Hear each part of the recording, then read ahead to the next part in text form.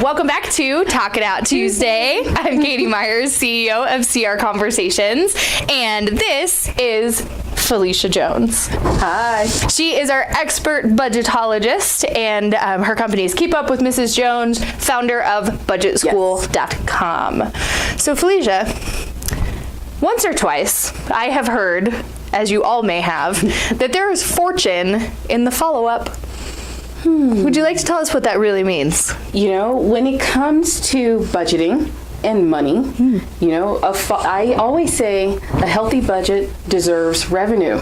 Otherwise, it's just called spending. I love and that. Spending equates to going into debt. That is not fun. That. So I always say, you know, when I've worked with clients and we get to the point, I give them all these numbers and then I say, how are you going to do this? Right. And I'm not a salesperson, right, and I'm not a business coach, but I do want to know, how is the money coming in? And usually we get the blank stare. They go, I don't know. I don't know. So I usually tell people, one, you have to have a follow-up strategy. If you don't have any type of sales strategy, I don't care what it is, follow up. Please, please, please follow up, because that's where you're going to get your clients. That's where your customers come from. And that's just where the money will come. Right. And your budget deserves it. That's the fortune. Yes. That's the fortune in the follow-up, yes. Right? It's not just incredibly satisfactory when somebody finally connects with you and you're doing the right thing for them, but you get money by doing follow-up. Yes. That's why we make such a good pair.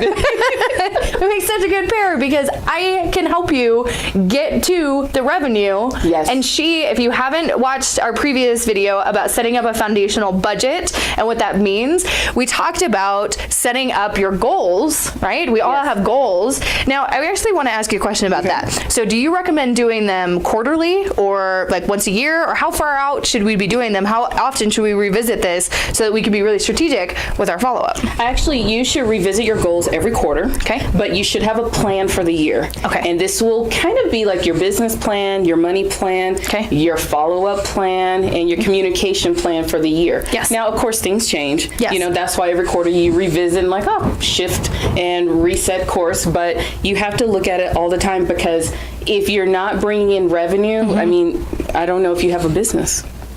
Ooh. I know. Snap.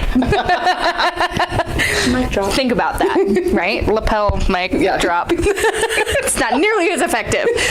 But that's such a great point, Phylecia. So we want to really encourage you, instead of just knowing the term and knowing that there is fortune in the follow-up, figure out what that fortune actually is for you. Yes. What is that number? What is the number that you are trying to achieve? Because I cannot tell you how many people I meet with, and I'm sure that this happens to you too. I meet so many people and they go, God, I have this big goal. You know, I want to bring in 50 clients, or I want to bring in, I want to be able to hire employees or scale in some way. But how? Right. How? And there aren't numbers associated to it. Exactly. So you've got to break it down, and you have to say, okay, if I want to bring an employee on by the end of the year, you first need to know how much that will cost you. Yes. So that then you can prepare yourself for how much you need to bring in, plus money for profit. Yes. Right? We like profit.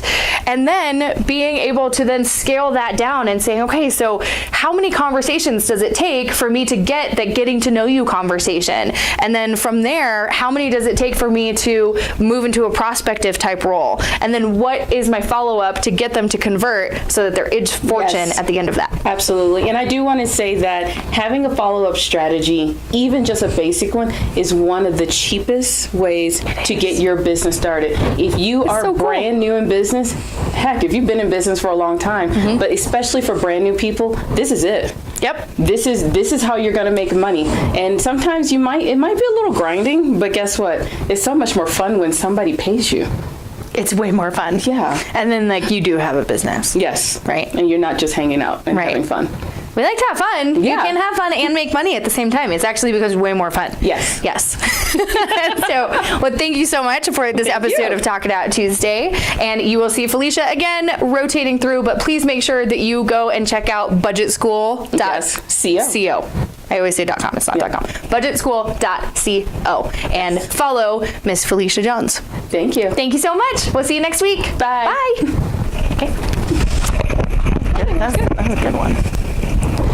I like it.